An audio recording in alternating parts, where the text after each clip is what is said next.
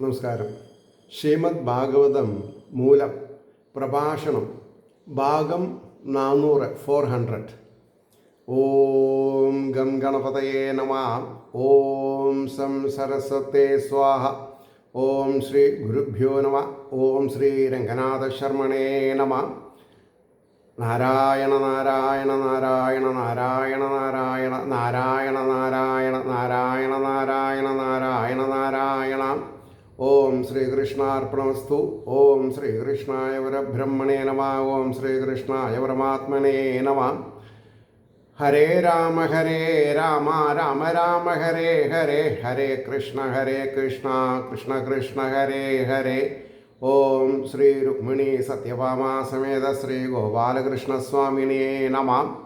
ശ്രീമദ് ഭാഗവതം ചതുർത്ഥസ്കന്ധം 21-ാം അധ്യായം 22-ാമത്തെ ശ്ലോകം മുതൽക്കാണെന്ന് പറയേണ്ടത്. ശ്ലോകം 22. തസ്യമേ തദനുഷ്ഠാനാത് യനാഹുർ ബ്രഹ്മവാദിന ലോകാസ്യു കാമസന്തോഹ യസ്യ തുഷ്യതി ദുഷ്ടദൃക്. അതിൻ്റെ വാക്കാർത്ഥം പറയുമ്പോൾ തദനുഷ്ഠാത് എന്ന് പറയുമ്പോൾ അതിൻ്റെ അനുഷ്ഠാനം ഹേതുവായിട്ട് യാതൊരുവൻ്റെ നേരെ കർമ്മസാക്ഷി, ഞാനും നിങ്ങളും ഓരോരുത്തരും ചെയ്യുന്ന കർമ്മത്തിന് സാക്ഷിയാരാ? ഭഗവാൻ. ആകാശത്തിലിരുന്നിട്ടല്ല, നമ്മുടെ ഹൃദയത്തിലിരുന്നിട്ട്, നമ്മുടെ ഹൃദയത്തിൽ ജീവചൈതന്യമായിട്ട് ഇരുന്നിട്ട് ഞാനും നിങ്ങളും ഓരോരുത്തരും എന്ത് സങ്കല്പിക്കണു, എന്ത് എക്സിക്യൂട്ട് ചെയ്യണു, നമ്മുടെ മനസ്സിൽ നടക്കുന്ന എല്ലാ വ്യാപാരങ്ങളും എൻകോഡ് ചെയ്യുന്നുണ്ട് ഭഗവാൻ. ഇതറിയാത്ത വിഡ്ഢികളാണ് ഭഗവാനെ വിറ്റ് തിന്നുന്നത്. അതുകൊണ്ടാണ് പറഞ്ഞത് യാതൊരുവൻ്റെ നേരെ കർമ്മസാക്ഷി സൂര്യനാന്ന് പറയും, പക്ഷെ ഇത് ആത്മസൂര്യനാന്നുള്ളത് മനസ്സിലാക്കണം. സന്തോഷിക്കുന്നു. എന്നിട്ടോ വേദം അറിയുന്നവർ യാതൊന്നുകളെ പറയുന്നു, കാമങ്ങളെ സാധിപ്പിക്കുന്ന ലോകങ്ങൾ ആ എനിക്ക് സിദ്ധിക്കും. ഇനി അതിൻ്റെ ഭാവാർത്ഥം, പ്രജാപരിപാലന രൂപമായ ധർമ്മത്തെ ആരേനൊക്കെ പരിപാലിക്കുന്നുണ്ട്, അതന്നാണ് ധർമ്മം എന്ന് പറയുന്നത്. അനുഷ്ഠിക്കുന്നത് കൊണ്ട് യാതൊരു രാജാവിൻ്റെ പേരിൽ കർമ്മസാക്ഷിയായ ഭഗവാൻ സന്തോഷിക്കുന്നുവോ, ആ രാജാവിന് യാതൊരു ലോകങ്ങൾ മരണാനന്തരം ലഭിക്കുമെന്ന് വേദത്തിൽ കാണുന്നുവോ, സ്വധർമ്മത്തെ തെറ്റാതെ നടത്തുന്ന എനിക്ക് സർവകർമ്മങ്ങളെയും സാധിപ്പിക്കുന്ന ആ പുണ്യലോകങ്ങൾ ലഭിക്കും. ഏത്? വൈകുണ്ഠം. ഇതാണ് പറഞ്ഞതിൻ്റെ താല്പര്യം. അടുത്തത് 23-ാമത്തെ ശ്ലോകം നോക്കൂ. യ ഉദ്ധരേത്കരം രാജ പ്രജാധർമ്മേഷ്വശിക്ഷയൻ പ്രജാനാം ശമലം ഭുക്തേ ഭഗം സ്വം ജഹാദിസാ. ഈ രണ്ടുപേരുടെ വാക്കാർത്ഥം പറയുമ്പോൾ പ്രജകളെ ധർമ്മങ്ങളിൽ പ്രവർത്തിപ്പിക്കാതിരിക്കുന്നവനായിട്ട്, പ്രജകളെ ധർമ്മങ്ങളിൽ പ്രവർത്തിപ്പിക്കാതിരിക്കുന്നവനായിട്ട് യാതൊരു രാജാവ് കപ്പത്തെ പിരിക്കുന്നു. ശ്രദ്ധിക്കണം, പ്രജകളെ സംരക്ഷിക്കാണ്ട റവന്യൂ മാത്രം ഈടാക്കുന്ന രാജാവിൻ്റെ സ്ഥിതിയാണ് ഇപ്പോൾ പറയാൻ പോണത്. എന്താ? അവൻ പ്രജകളുടെ പാപത്തെ ഭുജിക്കുന്നു, എന്നിട്ടോ നരകത്തെ പ്രാപിക്കുന്നു, തൻ്റെ ഐശ്വര്യത്തെ ഉപേക്ഷിക്കുകയും ചെയ്യുന്നു. അപ്പോൾ മോളിൽ പറഞ്ഞതിൻ്റെ നേരെ വിപരീതമാണ് ഇവിടെ ഉണ്ടായത്. അതായത് ഒന്ന് പോസിറ്റീവാണ്, ഒന്ന് നെഗറ്റീവാണ്. അപ്പോൾ MLA MP ഒക്കെ ആയിട്ട് ഇരിക്കണവരെ ശ്രദ്ധിക്കണം. അവർ തെറ്റ് ചെയ്തിട്ടുണ്ടെങ്കിൽ തൽക്കാലം പ്രജകളുടെ മുമ്പിൽ നിന്ന് രക്ഷപ്പെടാം, എങ്കിലും നമ്മുടെ ഉള്ളിലുള്ള ചൈതന്യത്തിൻ്റെ കണക്ക് കൂട്ടൽ തെറ്റിക്കാൻ പറ്റില്ല. അപ്പോൾ നമ്മളൊരാൾ പാവാണെന്ന് പറയരുത്, ഒരാൾ സമർത്ഥനാണെന്നും പറയരുത്. കാരണം എന്താ? അത് രണ്ടും വസ്തുതാപരമായ സത്യമായിരിക്കില്ല, പുറമേക്കുള്ള കാഴ്ചപ്പാടാണ് നമ്മൾ പറയുന്നത്, അല്ലേ? അപ്പോൾ ശിക്ഷിക്കാൻ അർഹതപ്പെട്ട ഒരാൾ അവരവരുടെ ഹൃദയകമ്മത്തിലുണ്ട് എന്ന് മാത്രം പറഞ്ഞാൽ മതി, വിചാരിച്ചാൽ മതി. ഇനി അതിൻ്റെ ഭാവാർത്ഥ പറയുന്നത്, രാജാവായിരിക്കുന്ന ഏതൊരുവൻ പ്രജകളെ ധർമ്മത്തിൽ പ്രവർത്തിപ്പിക്കാതെ, പ്രജകളെ ധർമ്മത്തിൽ പ്രവർത്തിപ്പിക്കുന്നത് രാജാവിൻ്റെ ഉത്തരവാദിത്തമാണ്, ഭരണകർത്താക്കൾ. രാജഭോഗത്തെ പിരിച്ച്, അവരിൽ നിന്ന് രാജഭോഗത്തെ പിരിച്ച് കൈവശപ്പെടുത്തുന്നുവോ ആ രാജാവ് പ്രജകൾ ചെയ്യുന്ന പാപകർമ്മങ്ങളുടെ ഫലമായി ഭവിക്കുന്ന ദുഃഖത്തെ അനുഭവിക്കും. അവൻ്റെ പുണ്യകർമ്മങ്ങളുടെ ഫലമായി സിദ്ധിച്ച രാജ ഐശ്വര്യാദി ഭോഗങ്ങളിൽ നിന്ന് ഭ്രഷ്ടനായി ഭവിക്കുകയും ചെയ്യും. അപ്പോൾ ഓരോരുത്തരും ഈ ഭൂമണ്ഡലത്തിൽ ഏതേതോ ഓഫീസുകളിൽ ഏതെല്ലാം പദവികളെ ഒക്യുപ്പൈ ചെയ്യുന്നുവോ അവർ ഭാഗവതം പഠിക്കണം. അവർ ഭാഗവതം പഠിച്ചാൽ തെറ്റ് ചെയ്യില്ല. കാരണം ഒരു കാര്യം ഉറപ്പാണ്, ചെയ്തവൻ ശിക്ഷിക്കപ്പെടുന്നുണ്ട് എന്നുള്ളത് ഉറപ്പാണ്. 24-ാമത്തെ ശ്ലോകം, തൽ പ്രജാ ഭർത്തൃപിണ്ഡാർത്ഥം സ്വാർത്ഥം യേവാനസൂയവ കുരുദാധോക്ഷജദിയസ്തർഹി മേ അനുഗ്രഹ കൃത. അതായത് അതുകൊണ്ട് ഹേ പ്രജകളെ, പാലകൻ്റെ പരഗതിക്ക് വേണ്ടിയിട്ട്, അതായത് രാജാവിൻ്റെ പരഗതിക്ക് വേണ്ടിയിട്ട് അസൂയാരഹിതന്മാരും അസൂയ ഇല്ലാത്തവരായി ഈശ്വരനിൽ ബുദ്ധിയോടുകൂടിയവരുമായിട്ട് സ്വപ്രയോജനത്തെ തന്നെ ചെയ്യുവിൻ. സ്വപ്രയോജനം എന്താ? മോക്ഷം സമ്പാദിക്കുക എന്നുള്ളതാണ്. എല്ലാ ജീവജാലങ്ങളെയും മര്യാദാമസൃണമായിട്ട് കാണാന്നുള്ളതാണ്. അതുകൊണ്ടാണ് സ്വപ്രയോജനത്തെ ചെയ്യുവിൻ. എന്നാൽ എനിക്ക് അനുഗ്രഹം ചെയ്യപ്പെട്ടു. നിങ്ങൾ എനിക്ക് ചെയ്യുന്ന അനുഗ്രഹമാണ് നിങ്ങൾ ഈശ്വരീയപരമായ കാര്യങ്ങൾ ചിന്തിക്കണു, അത് സ്വന്തം ജീവിതത്തിലേക്ക് പ്രയോഗിക്കണമെന്നുള്ളത്. ഇനി അതിൻ്റെ ഭാവാർത്ഥം, പ്രജകൾ സ്വധർമ്മ സംരക്ഷണം ചെയ്യുന്നതിനാൽ രാജാവിന് പരലോകത്തിൽ സുഖം ലഭിക്കുമെന്ന് വേദസിദ്ധാന്തമാകയാൽ ഹേ പ്രജകളെ, നിങ്ങളുടെ പാലകനായ എൻ്റെ ഹിതത്തിനായിട്ട് നിങ്ങളെ ഞാൻ ശാസിക്കുന്നുവെന്നുള്ള ദോഷഭാവം കൂടാതെയും ഈശ്വരാജ്ഞയെ പരിപാലിക്കേണ്ടത് നിങ്ങളുടെയും എൻ്റെയും സ്വധർമ്മമാണെന്നുള്ള വിചാരത്തോടുകൂടെയും സ്വധർമ്മം തെറ്റാതെ നടത്തുവിൻ. അതിനാൽ തന്നെ നിങ്ങൾക്കും ഇഹപര സൗഖ്യം ലഭിക്കും. നിങ്ങളുടെ സ്വധർമ്മ ശ്രദ്ധ എനിക്ക് ഒരു അനുഗ്രഹമായി വരും. ഇത് വൈസ് വേഴ്സ. രാജാവ് വേണ്ടത് പ്രജകളെ ശിക്ഷിച്ചാൽ പ്രജകൾ നന്നാവും. അതിൻ്റെ ഗുണം രാജാവിന്. 25-ാമത്തെ ശ്ലോകം നോക്കുക. യൂയം തദനുമോദധ്വം പിതൃദേവർഷയോ അമലാഹ കർത്തുസാസ്തുരനുജ്ഞാതുസ്തുല്യം യൽ പ്രേത്യ തൽഫലം. ശുദ്ധന്മാരായ പിതൃദേവർഷികളെ, നിങ്ങൾ അതിനെ അനുമോദിക്കുവിൻ. എല്ലാവരും അനുമോദിക്കാൻ പഠിക്കുക ചെയ്യേണ്ടത്, അനുകരിക്കരുത്, അനുമോദിക്കുവിൻ. എന്തുകൊണ്ടെന്നാൽ ചെയ്യുന്നവനും ശാസിക്കുന്നവനും അനുമോദിക്കുന്നവനും മരണാനന്തര ഫലം തുല്യം, ഒപ്പാണ്. 3 കൂട്ടക്കാരാണ്. ആരൊക്കെ 3 കൂട്ടക്കാര്? ശുദ്ധന്മാരായ പിതൃദേവകൾ. അപ്പോൾ അത് ഭാവാർത്ഥം വരുമ്പോൾ വളരെ ക്ലിയർ ആവും. അപ്പോൾ ഇവിടെ ഇത് ഇമ്പോർട്ടൻ്റ് ആണെന്ന് നമ്മൾ മനസ്സിലാക്കുക. അതായത് ഭാഗവതത്തിലെ ഓരോ അധ്യായങ്ങളും അതിമനോഹരമാണ്. അപ്പോൾ രാഗദ്വേഷാദി ദോഷലേശബാധയില്ലാത്തതിനാൽ ശുദ്ധാന്തകരണന്മാരായിരിക്കുന്ന പിതൃദേവർഷികളെ, ഞാൻ പറഞ്ഞത് ധർമ്മം തന്നെയെങ്കിൽ നിങ്ങൾ അതിനെ അനുമോദിക്കുവിൻ. അപ്പോൾ മാത്രമേ എല്ലാ പേർക്കും സമ്മതമായി വരികയുള്ളൂ. ധർമ്മത്തെ ആചരിക്കുന്നവനും, ഇതാണ് 1, 2, 3.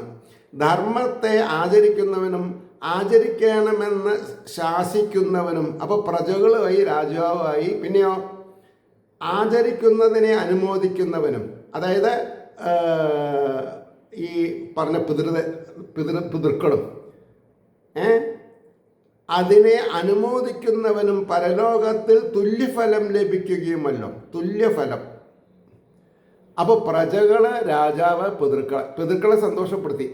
അപ്പോൾ പിതൃക്കളുടെ അനുഗ്രഹം ഈ രണ്ടു കൂട്ടർക്കും. 26 അസ്തി യജ്ഞപതിർനാമ കേഷാം ചിദർഹസത്തമാഹ ഇഹാമുത്ര ചലക്ഷ്യന്തേ ജ്യോത്സ്നാവർത്യ കുതിൽ ഭുവാം. അർഹസത്തമാ, അർഹമാരിൽ സത്തമൻ, അർഹസത്തമാ, പൂജന്മാരിൽ ഉത്തമന്മാരെ. ചിലരുടെ പക്ഷത്തിൽ യജ്ഞേശ്വരൻ എന്ന് പേരായിട്ടൊരുവൻ, യജ്ഞേശ്വരൻ ഉണ്ട്. ഇഹത്തിലും പരത്തിലും അവിടവിടെ പ്രകാശമുള്ള ഭൂമികൾ കാണപ്പെടുന്നു.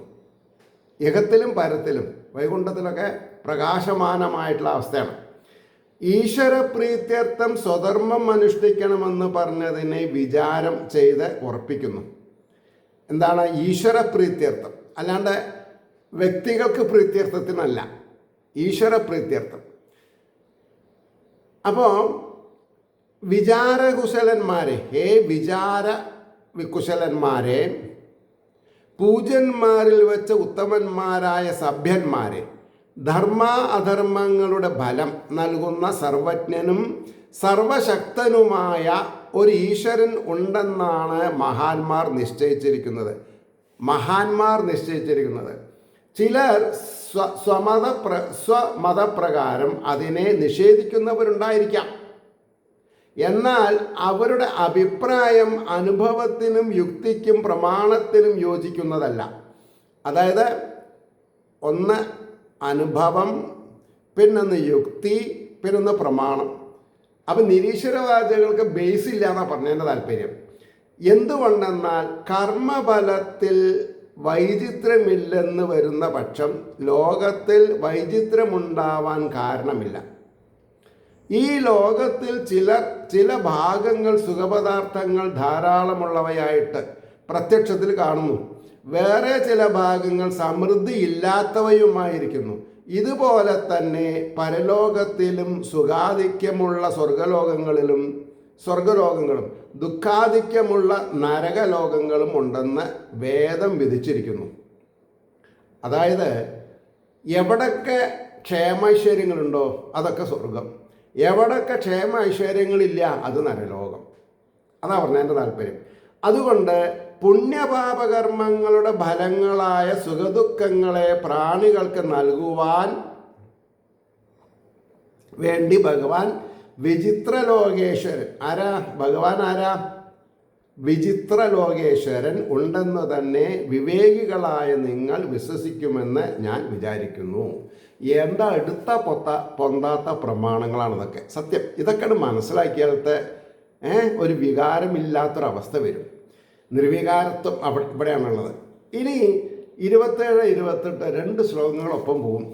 മനോരുത്താനപാദസ്യ ധ്രുവസ്യാപി മഹീപതേ പ്രിയവ്രതസ്യ രാജർഷേർ അംഗസ്യ അസ്മത് പിതു ഈദൃശാനാം അധാന്യേഷാം മജസ്യ ച ഭവസ്യ ച പ്രഹ്ലാദസ്യ ബലേശ്ചാപി കൃത്യം അസ്തി ഗതാഭൃത. ഇവിടെ വാക്കാർത്ഥമൊന്നുമില്ല. ഇവിടെ നേരെ ഭാവാർത്ഥത്തിലേക്ക് പോവുക. അവിടെ അവിടെ പറയത്തക്ക ഇതില്ല. വെറും നാമങ്ങളെ കൊണ്ടുള്ള ഒരു ഹൈറാർക്കിയൽ സിസ്റ്റത്തിനെ പറഞ്ഞെന്ന് മാത്രം. നോക്കിക്കോളൂ.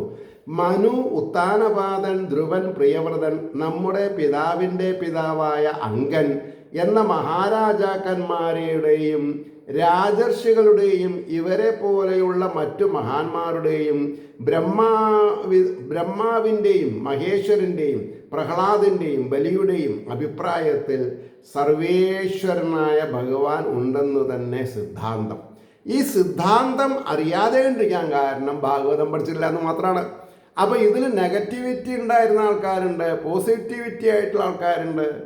അതായത് രസികന്മാർ, വിരസരസികന്മാർ, വിരസന്മാര്, രസികന്മാര്, വിരസന്മാര്, ഇങ്ങനെ പലതരത്തിലുള്ള ആൾക്കാരുണ്ട്. പക്ഷെ എല്ലാവരുടെയും ഔന്നിത്യം എന്താ? ഈശ്വരൻ ഉണ്ട് എന്നുള്ളതാണ്. ഇനി 29ാമത്തെ ശ്ലോകം. ദൗഹിത്രാദീന്യതേ മൃത്യോ ശോച്യാൻ ധർമ്മവിമോഹിതാൻ വർഗസ്വർഗാപവർഗാണാം പ്രായേണേകാത്മഹേതുന. ആത്മാവ് ഉള്ളത് കൊണ്ടാണ് എല്ലാ കാര്യങ്ങളും, whether it is positive or negative.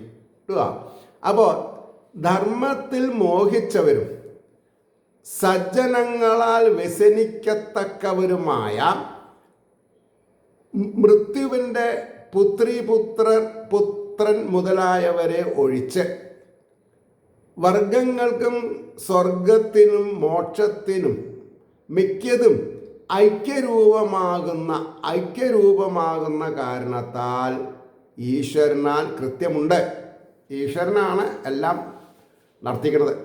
ഇനി അതിൻ്റെ ഭാവാർത്ഥ പറഞ്ഞത്, ഈശ്വരനുണ്ടെന്ന് വരികിൽ ഒരു കണ്ടീഷണൽ ക്ലോസ് ഉപയോഗിച്ചോടെ ചിലരെന്തുകൊണ്ടതിനെ അംഗീകരിക്കാതിരിക്കുന്നുവെന്ന ശങ്കയ്ക്ക് സമാധാനം. നോക്കൂ, ഒരു സമൂഹത്തിൽ ചർച്ച വരുമ്പോൾ പലതരത്തിലുള്ള ആൾക്കാരുണ്ടാവും. അവരെയൊക്കെ പ്രീതിപ്പെടുത്തുന്ന പ്രമാണങ്ങളാണ് ഇവിടെ നിരത്തി വയ്ക്കുന്നത്. ജന്മാന്തരകൃത പാപബലം അനുഭവിപ്പാനായി ഇഹലോകത്തിൽ മൃത്യുവിൻ്റെ പുത്രിയുടെ പുത്രനായി ജനിച്ച വേനൻ മുതലായവർ ഈശ്വര സൽഭാവത്തെ അംഗീകരിക്കാത്തത് കൊണ്ട് ഈശ്വരനില്ലെന്ന് വരികയില്ല. അതായത് ഒരാൾ നിരീശ്വരവാദിയാണെങ്കിൽ അവിടെ ഈശ്വരൻ ഇല്ലാന്നല്ല, ഈശ്വരൻ്റെ സവിധത്തിലാണ് ആ വ്യക്തി പറഞ്ഞത് ഞാൻ നിരീശ്വരവാദിയാണ് എന്ന്. നിരീശ്വരവാദിയുടെ ഉള്ളിലും ചൈതന്യമുണ്ട്, അത് അദ്ദേഹത്തിന് ആർക്കും മനസ്സിലാവില്ല. അതുകൊണ്ടാണ് പറഞ്ഞത് ഈശ്വര ഭജന രൂപമായ ധർമ്മത്തെ അധർമ്മമാണെന്ന് തെറ്റിദ്ധരിച്ച് ആ പാപികളെക്കുറിച്ച് സജ്ജനങ്ങൾ വ്യസനിക്കുന്നു. പുണ്യപാപകർമ്മങ്ങൾ ജഡങ്ങളാകയാൽ സ്വതേ ഫലം ജനിപ്പിക്കുവാൻ ശക്തങ്ങളല്ല പുണ്യപാപങ്ങൾ. അവയുടെ താരതമ്യം അനുസരിച്ച് പുണ്യത്തിൻ്റെയും പാപത്തിൻ്റെയും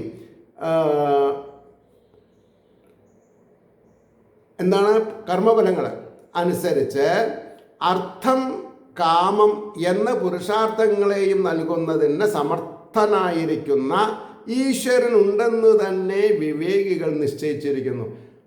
വിവേകികൾ എന്ത് നിശ്ചയിച്ചിട്ടുണ്ട് അതാണ് നടക്കൂ. കാരണം എന്താ? അതാണ് സത്യം. അവിവേകികൾ എന്ത് നനച്ചിട്ടില്ല, അത് സാരമില്ല. മനസ്സിലായോ? ശ്ലോകം 30. യത്പാദസേവാഭിരുചിസ്തപസ്സിനാം അശേഷജന്മോപചിതം മലം ധിയ സദ്യക്ഷിണോത്യന്വഹമേധീ സതി യഥാ തദംഗുഷ്ടവിനിസൃതാ സരിത്. അതിൻ്റെ വാക്കാർത്ഥം എന്താ? യാതൊരുവൻ്റെ പാദത്തെ സേവിക്കുവാനുള്ള താല്പര്യം. എല്ലാവർക്കും ഭഗവാന്റെ അച്ഛനമ്മമാരെ ഇഷ്ടമായിന്ന് വരില്ല. അച്ഛനമ്മമാരെ ഇഷ്ടമില്ലാത്തവൻ ഭഗവാനെ ഇഷ്ടപ്പെടാൻ പോലുമില്ല. കാരണം എന്താ? ഇത് കൺകണ്ട ദൈവങ്ങളാ, അതോ നിരാകാര. അപ്പം ആ നിരാകാരത്തിലുള്ളതിനെ അനുഭവിക്കണമെന്നുണ്ടെങ്കിൽ അച്ഛനമ്മമാരുടെ അനുഗ്രഹാശസ്സുകൾ ഉണ്ടാവണം, വൃദ്ധന്മാർ അനുഗ്രഹിച്ചിട്ടുണ്ടായിരിക്കണം, അല്ലെങ്കിൽ നടക്കില്ല. അപ്പോൾ സേവിക്കുവാനുള്ള താല്പര്യം ദിവസം തോറും വർദ്ധിക്കുന്നതായിട്ട്. അതായത് കുട്ടികൾ തുടക്കത്തിൽ അച്ഛനമ്മമാരെ സേവ ചെയ്യേണ്ടതിൻ്റെ ഗുണം അറിയില്ല. അത് അറിയാൻ തുടങ്ങിയാലും അവർ വിട്ടുപോവില്ല. ഇപ്പോൾ വിട്ടുപോകണത് എന്തുകൊണ്ടാണ്? നിവൃത്തികേട് കൊണ്ട്. എന്ന് പറഞ്ഞാൽ എങ്ങനെയെങ്കിലും ജീവിക്കണം, 4 ആളെ പോലെ. അവിടെ എന്താ നഷ്ടം വരുന്നത്? അച്ഛനമ്മമാരുടെ ഔദാര്യം.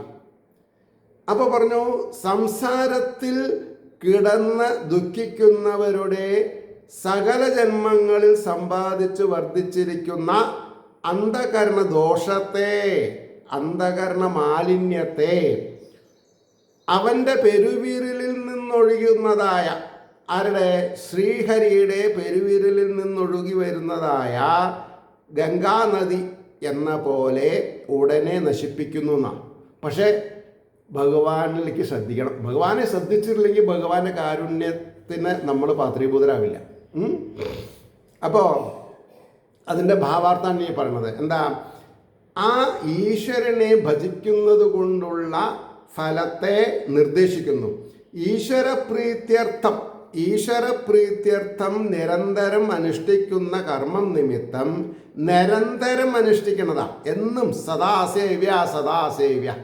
അപ്പോൾ കർമ്മം നിമിത്തം സാധകന് ഭഗവത് പാദഭജനത്തിൽ അഭിരുചി നിത്യവും വർദ്ധിച്ചു വരും. ഗുരുകടാക്ഷം പരിപൂർണം അല്ലേ? ഇപ്പം നാളെ എന്താ പറയുക, ഗുരുപൂർണിമയാണ്, വ്യാസപൂർണിമയാണ്, മാനിക്കണം അതിനൊക്കെ. കഴിഞ്ഞ അനേക ജന്മങ്ങളിൽ അഭ്യസിച്ചു വന്നതിനാൽ വാസനാരൂപേണ അന്ധകരണത്തെ ആശ്രയിച്ചിരിക്കുന്ന കാമാദിവൃത്തികൾ നിമിത്തം നിരന്തരം ദുഃഖിക്കുന്ന അവരുടെ സംസാര കാരണമായിരിക്കുന്ന ആ അന്ധകരണ ദോഷം ഭഗവത് സേവാരുചി നിമിത്തം കാലതാമസം കൂടാതെ ക്ഷയിക്കുന്ന, കാലതാമസമില്ല, ഭഗവാന്റെ തിരുപാദപത്മത്തിലുള്ള സുധ അമൃത് ഒരു തുള്ളി കിട്ടിയാൽ മതി, രക്ഷപ്പെടാം. അതിന് കാരണം സാധകന്റെ വിചാരത്തിന് ഭഗവത് പാദപത്മങ്ങളോടുള്ള സംബന്ധമാകുന്നു.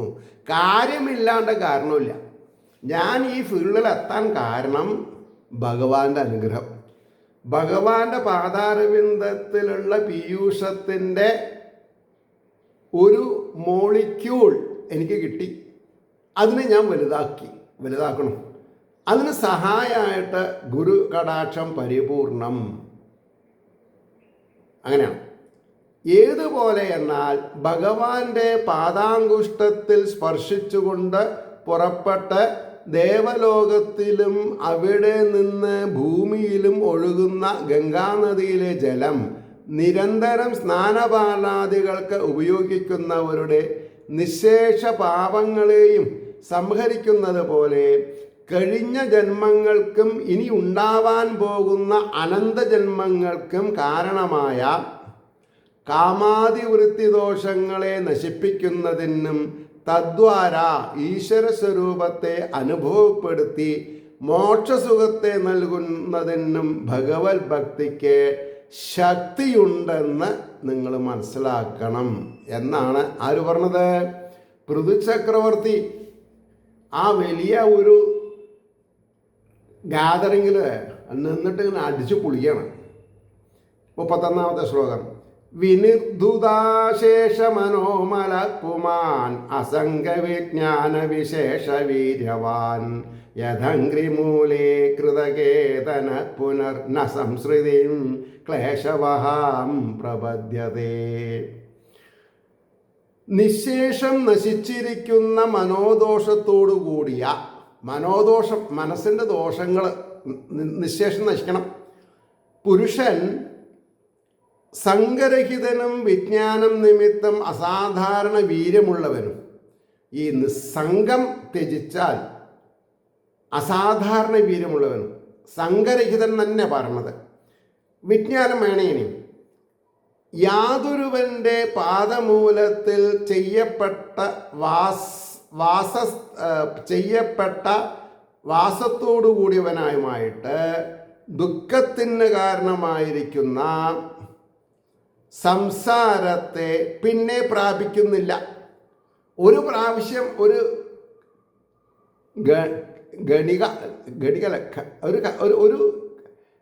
എന്താ പറയുക, ഒരു മൈന്യൂട്ടായിട്ടൊരു പാർട്ടിക്കിൾ കിട്ടിയാൽ മതി. എന്തിൻ്റെ? ഈശ്വരകൃപയുടെ. അത് വലിയ ഹിമാലയ പർവ്വതം പോലെ വലുതാവും. ഇനി അതിൻ്റെ എന്താ പറയുക, ഭാവാർത്ഥം നോക്കുക. ഭഗവത് ഭജനം മുക്തിയെ നൽകുമെന്ന് പൂർവശ്ലോകത്തിൽ സൂചിപ്പിച്ചതിൻ്റെ മാർഗത്തെ വിശദമായി പറയുന്നു. എന്താ? ഭഗവാന്റെ പാദഭക്തി നിമിത്തം മനസ്സിൽ കാമാദിവൃത്തികൾ അങ്കരിക്കാതിരിക്കും. അതാണ് ഇതിൻ്റെ ഉദ്ദേശം. നാരായണം ഭജേ നാരായണം ഭജേ നാരായണം ഭജേ നാരായണം ഭജേ. അങ്ങനെ ഭജിച്ചുകൊണ്ടിരുന്നാൽ കാമാദിവൃത്തികൾ നമ്മളെ വിട്ടൊഴിയും. അപ്പോൾ തുച്ഛങ്ങളായ വിഷയഭോഗങ്ങളിൽ വിരക്തി ജനിക്കും. അതുനിമിത്തം ഈശ്വരസ്വരൂപമായ ആനന്ദത്തെ പ്രകാശിപ്പിക്കുന്നതിന് അന്ധക്കരണം സമർത്ഥമായിരിക്കും. അപ്പം അന്ധക്കരണത്തിൻ്റെ സാമർഥ്യമില്ലായ്മയ്ക്ക് കാരണം മനസ്സിൽ അടിഞ്ഞുകൂടിയിട്ടുള്ള പാപപങ്കിലമായ മാലിന്യങ്ങളാണ്. ആ മാലിന്യങ്ങൾ നമുക്ക് കഴുകിക്കളയണം. അതിനാണ് നാരായണം ഭജേ നാരായണം ഭജേ. അപ്പോൾ പറഞ്ഞു, ഭഗവാന്റെ സച്ചിദാനന്ദ സ്വരൂപത്തെക്കുറിച്ചുള്ള അനുഭവജ്ഞാനമാകുന്ന അസാധാരണ വീര്യം, അനുഭവജ്ഞാനമാകുന്ന അതെങ്ങനെയാ? അവരവർക്ക് അനുഭവം ഉണ്ടാവണം. ആചാര്യന് അനുഭവം ഉണ്ടായിട്ട് ശ്രോതാക്കൾക്ക് കാര്യമില്ല. ശ്രോതാക്കളിൽ ഒരു കേമൻ ഉണ്ടായത് കൊണ്ട് ആചാര്യനും കാര്യമില്ല. ഇത് മാത്രം നമുക്ക് ട്രാൻസ്ഫർ ചെയ്യാൻ പറ്റില്ല. ഏത് കാശ് മറ്റുള്ളവരുടെ അക്കൗണ്ടിലേക്ക് മാറ്റാം. ഈ സംസർഗം കൊണ്ടുണ്ടാകുന്ന പാപമംഗലമായ അവസ്ഥകളെ ദൂരീകരിക്കാൻ നമ്മളെ കൊണ്ട് സാധിക്കണം. മനസ്സിലായോ? അപ്പം ഭക്തന് സിദ്ധിക്കും. രണ്ടാമത്, ജന്മമരണാദി ദുഃഖങ്ങൾ കാരണമായിരിക്കുന്ന സംസാര ഭാവന ഉണ്ടാകാതെയും ഭവിക്കും. ഇങ്ങനെ ഭക്തൻ സംസാരത്തിൽ നിന്ന് മുക്തനാവും. ഈ ഒരു ശ്ലോകങ്ങൾ പരീക്ഷിത്ത് മഹാരാജാവ് ഋഷീശ്വരന്മാരുടെ സവിധത്തിൽ തൻ്റെ പ്രജകളെ ആഹാരം ചെയ്യണം. വലിയൊരു ഗാദറിംഗാണ്. ഇനി 32ാമത്തെ ശ്ലോകം.